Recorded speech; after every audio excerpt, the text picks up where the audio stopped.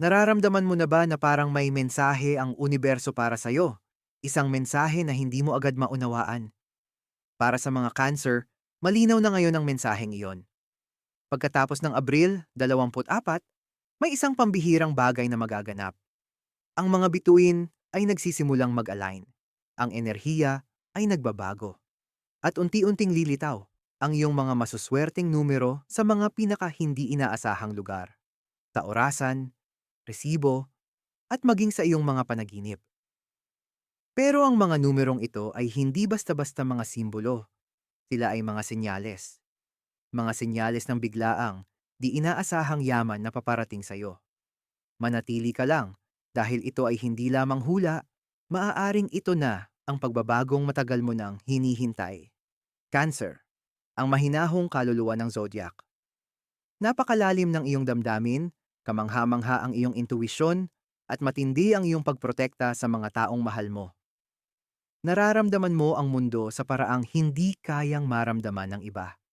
Nararamdaman mo ang hindi nakikitang agos ng kapalaran bago pa ito tuluyang bumalot. Ang puso mo ang siyang iyong gabay, higit pa sa lohika.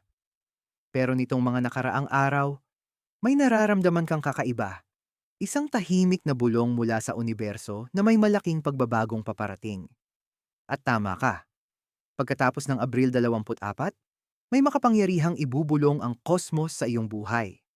Ang iyong mga masuswerteng numero. Hindi ito mga ordinaryong numero.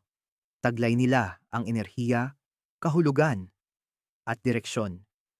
Lilitaw ang mga ito sa hindi inaasahang sandali, gaya ng mga nakatagong kayamanang naghihintay lang na tuklasin. At kung handa kang makinig, magtiwala, at sundan ang mga senyales, maaring matagpuan mo ang sarili mong nasa pintuan ng di inaasahang kayamanan. Ang espiritual na pagbabago. Pagkatapos ng Abril 24, may isang makapangyarihang kaganapan sa universo at para sa mga cancer, magsisimula ang pagbabagong ito pagkatapos ng Abril 24.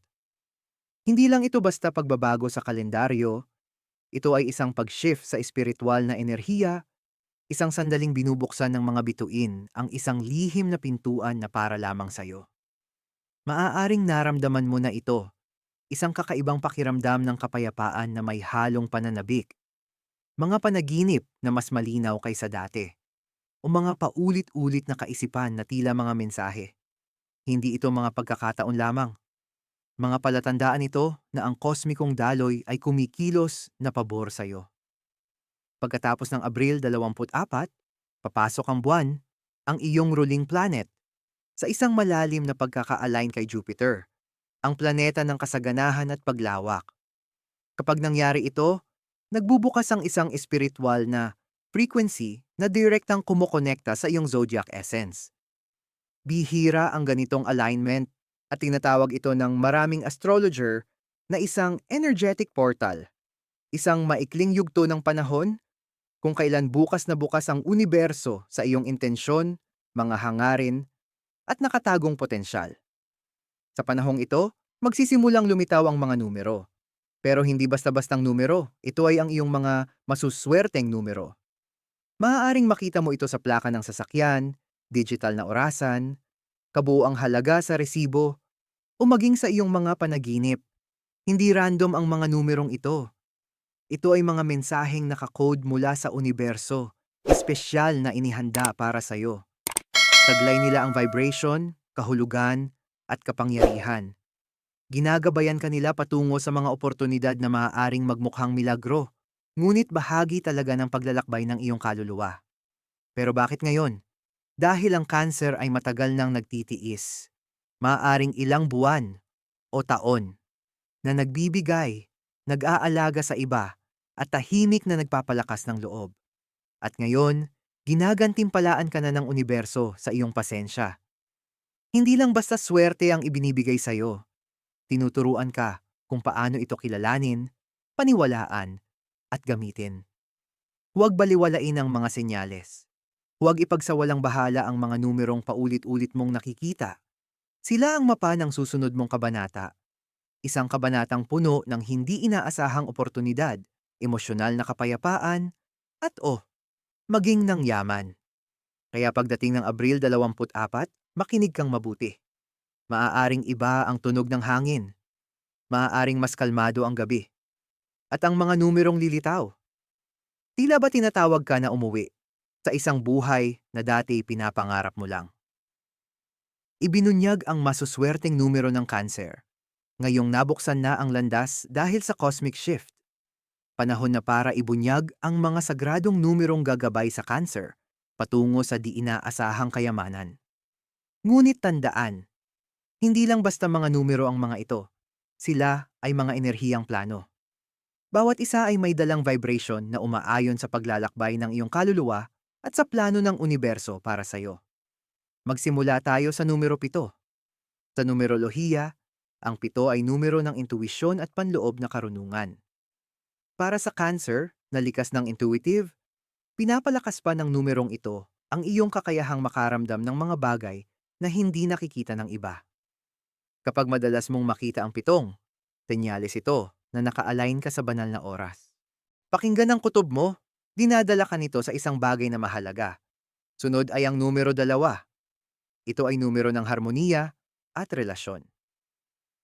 Cancer, ikaw ay pinamumunuan ng damdamin at sumasalamin ang 2 sa iyong mapagkalingang kalikasan. Kapag lumitaw ang 2, madalas itong hudyat ng isang partnership. Maaaring may pumasok sa iyong buhay na magdadala, hindi lang ng koneksyon, kundi pati ng oportunidad sa pananalapi. Kasunod nito ang numero 8, ang numero ng kapangyarihan, kasaganahan, at materyal na tagumpay. Ito ang numerong nagiging tulay mula sa pangarap patungo sa realidad. Pagkatapos ng Abril 24, may espesyal na enerhiya, ang 8 para sa iyo. Kapag madalas mo itong makita, ibig sabihin ay bubukas na ang mga pintuang pinansyal. Isang bagong trabaho, promosyon, o maging panalo ang maaaring dumating. Mahalaga rin ang numero 11. Kilala ito bilang isang master number, simbolo ng espiritual na paggising at mas mataas na layunin. Para sa Cancer, ang pagkakita sa 11 ay tila isang kindat ng universo. Sinasabi nito na manatiling mulat, buksan ang puso, at sundin ang iyong instincts. Maaaring kakaiba ang daan patungo sa kayamanan, pero ito ay nakaayon sa iyong tadhana. Isa pang mahalagang numero ay 4. Ang numerong ito ay nagdadala ng katatagan, pag-uugat, at pangmatagalang tagumpay. Ito ang pundasyong tahimik mong binubuo sa loob ng maraming taon. Kapag lumitaw ang 4 pagkatapos ng Abril 24, ito ang paraan ng universo ng pagsasabi. Handa ka na. Ginawa mo na ang kailangan. Heto na ang gantimpala mo. Maaaring mapansin mo rin ang mga kombinasyon tulad ng 24, 42, o 724. Hindi ito mga aksidente. Sila ay kumpirmasyon mula sa enerhiya ng universo. Kapag nakita mo ang mga ito, huminto sandali. Mag-isip. Ano ang iniisip mo sa sandaling iyon? Anong desisyon ang malapit mong gawin? Lumilitaw ang mga numerong ito bilang banal na gabay. Ginagabayan ka patungo sa landas ng tagumpay. Cancer, ang iyong mga masuswerteng numero ay narito hindi para lituhin ka, kundi para gisingin ka. Sila ang mga bulong ng universo, dahan-dahang tinatawag ka patungo sa isang bagong kabanata. Isang kabanatang puno ng kasaganahan, pagmamahal, at di inaasahang kapalaran. Totoong kwento o malikhaing salaysay. Sa isang tahimik na bayan na napapalibutan ng mga burol at likulikong ilog, naninirahan ng isang babaeng nagngangalang Clara. Isa siyang tunay na Cancer. Mabait, malalim ang damdamin, at laging inuuna ang kapakanan ng iba. Ilang taon na niyang inalagaan ang kanyang inang may sakit, isinakripisyo ang sariling mga pangarap upang manatiling malapit sa tahanan. Hindi siya kailanman nagreklamo, ngunit sa kaibuturan ng kanyang puso, madalas niyang itanong sa sarili kung may mas malaking nakalaan ba para sa kanya ang buhay. Nagtatrabaho si Clara sa isang maliit na flower shop at bawat araw ay tila pare-pareho.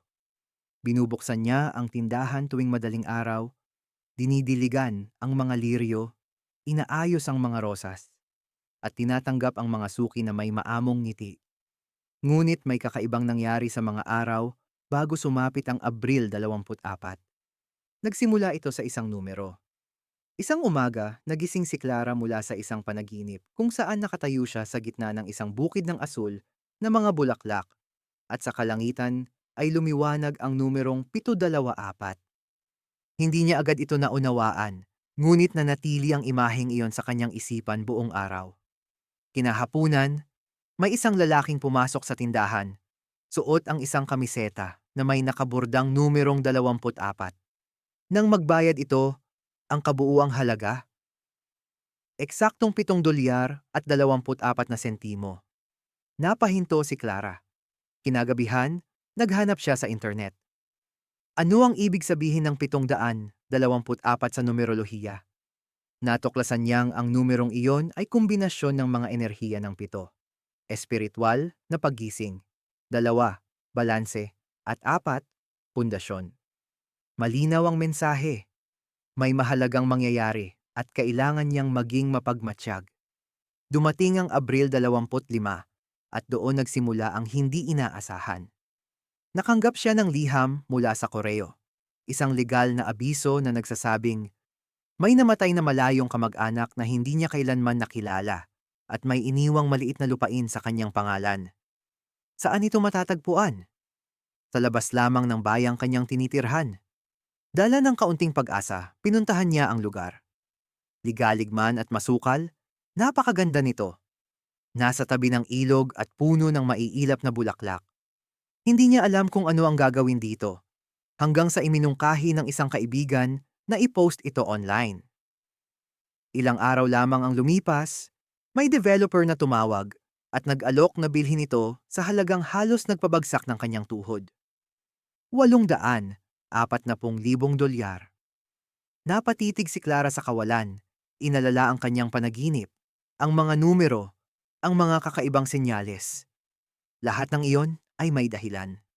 Ang mga numero ay hindi lang basta numero. Sila ay paraan ng universo upang gabayan siya patungo sa isang kapalarang hindi niya akalaing meron siya. Nilagdaan niya ang mga papeles na may nanginginig na kamay at lumabas mula sa pagpupulong. Hindi lang mas mayaman, nilisan na niya ang kanyang trabaho sa flower shop at sinimulan ng sariling floral design business.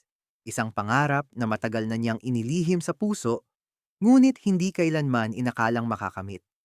Hanggang ngayon, patuloy na nakikita ni Clara ang mga numerong iyon. Sa orasan, sa mga karatula, sa mga tawag sa telepono. At sa bawat pagkakataong makikita niya ito, siya ay ngumingiti. Alam niyang patuloy pa rin siyang kinakausap ng universo. Cancer, maaaring parang isang panaginip ang kwentong ito. Pero ang totoo, maaaring maging tulad nito ang landas mo. Ikaw ay nagbigay, naghintay, at nagmahal ng walang hinihintay na kapalit. Ngayon, panahon mo na. Pagkatapos ng Abril 24, kapag nagsimulang magpakita ang mga numero, makinig ka. Dahil maaaring ang sarili mong himala ay naririyan na sa susunod na kanto ng iyong buhay. Ano ang dapat gawin ng Cancer para aktibahin ang kanilang swerte? Ngayong nagsimula na ang pagbabago ng enerhiya at nagsisimula ng lumitaw ang iyong mga masuswerteng numero, maaaring tanungin mo, paano ko masisigurong ang regalong ito mula sa universo ay tunay na magdadala ng kabutihan sa akin? Ang sagot ay nasa pag-align ng iyong mga kilos sa iyong enerhiya. Cancer, narito ang mga hakbang na dapat mong gawin upang tuluyang matanggap at ma-activate ang kasaganahang paparating pagkatapos ng Abril 24. Una, magtiwala sa iyong intuwisyon. Bilang Cancer, ang pinakamalakas mong sandata ay ang iyong panloob na tinig. Kapag nakaramdam ka ng biglaang paghila patungo sa isang desisyon, maaaring ito'y pag-a-apply sa trabaho, pagsali sa isang paligsahan, o kahit pagliko sa kaliwa sa halip na kanan, sundin mo ito. Ang mga pagkakataon na ito ay madalas na mga tulak mula sa universo na nakatago sa anyo ng simpleng pag-iisip. Ginagabayan ka ng universo. Kailangan mo lang makinig. Sunod, palibutan ang sarili mo ng iyong mga kulay ng kapangyarihan. Para sa Cancer, ang mga kulay tulad ng pilak, puti, at banayad na asul ay may dalang mapayapa at umaakit na enerhiya. Pagkatapos ng Abril 24, magsuot ng mga kulay na ito ng mas madalas. Maaari mo rin itong ilagay sa iyong tahanan, lalo na malapit sa mga pintuan at bintana, upang tanggapin ang swerte na dumarating.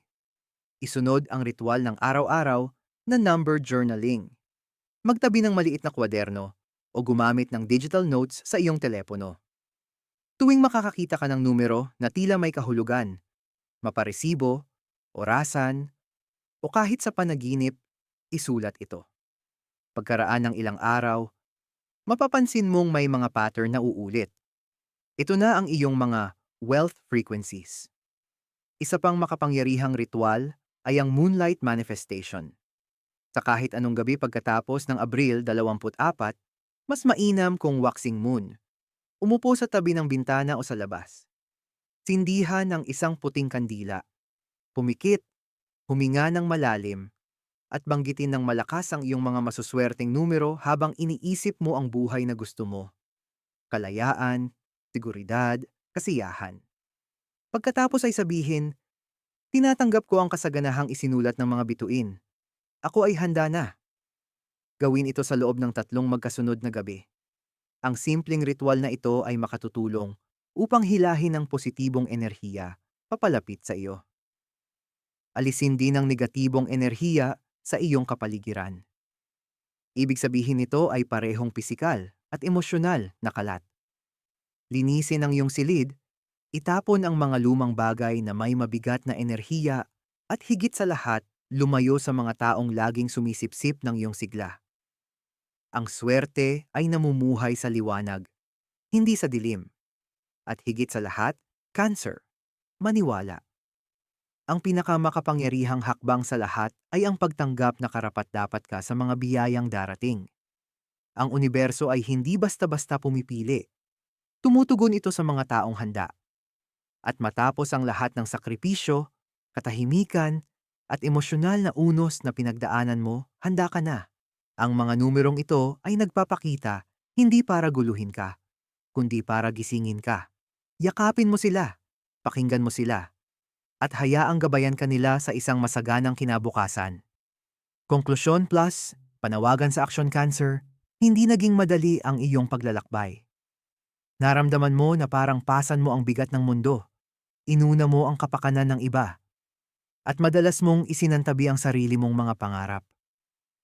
Ngunit ang universo ay tahimik na nakamasid, hindi upang humusga, kundi upang humanga, at ngayon, ito ay tumutugon. Pagkatapos ng Abril 24, lahat ay magsisimulang magbago. Nag-a-align na ang mga bituin, hindi dahil sa tsamba, kundi dahil sa layunin. Magsisimula ng magpakita ang iyong mga masuswerteng numero. Hindi lang bilang mga numero, kundi bilang mga senyales. Mga senyales na oras mo na. Mga senyales na ang agos ng kapalaran ay kumikilos na pabor sa'yo. Hindi ito tungkol sa habulan ng pera o swerte. Ito ay tungkol sa alignment. Sa pagkilala kung kailan binubuksan ng universo ang isang pintuan na ikaw lamang ang maaaring pumasok. At kapag ginawa mo ito, kapag nagtiwala ka sa mga senyales, sinunod mo ang tibok ng puso mo at binigkas mo ang iyong mga hangarin sa mundo, matutuklasan mong ang mga bagay na dating tila imposible ay biglang abot kamay na. Tandaan mo ang kuwento ni Clara. Hindi niya hinabol ang himala. Sinundan lang niya ang mga palatandaan. At ngayon, ikaw naman. Kaya buksan mo ang puso mo. Palawakin ang paningin mo. Isulat ang mga numero. Gawin ang mga ritual. At higit sa lahat, maniwala. Dahil sa sandaling maniwala ka, magsisimulang igalaw ng universo ang mga bundok para sa'yo. Kung nakarelate ka sa mensaheng ito, mag-iwan ng komento gamit ang iyong zodiac sign. I-share mo ang video na ito sa taong maaaring nangangailangan ng mensaheng ito. At huwag kalimutang mag-subscribe para sa mas marami pang cosmic messages na para lang sa'yo. Cancer, ang iyong kasaganahan ay hindi lang parating. Paparating na ito. Ang kailangan mo lang gawin ay tanggapin ito.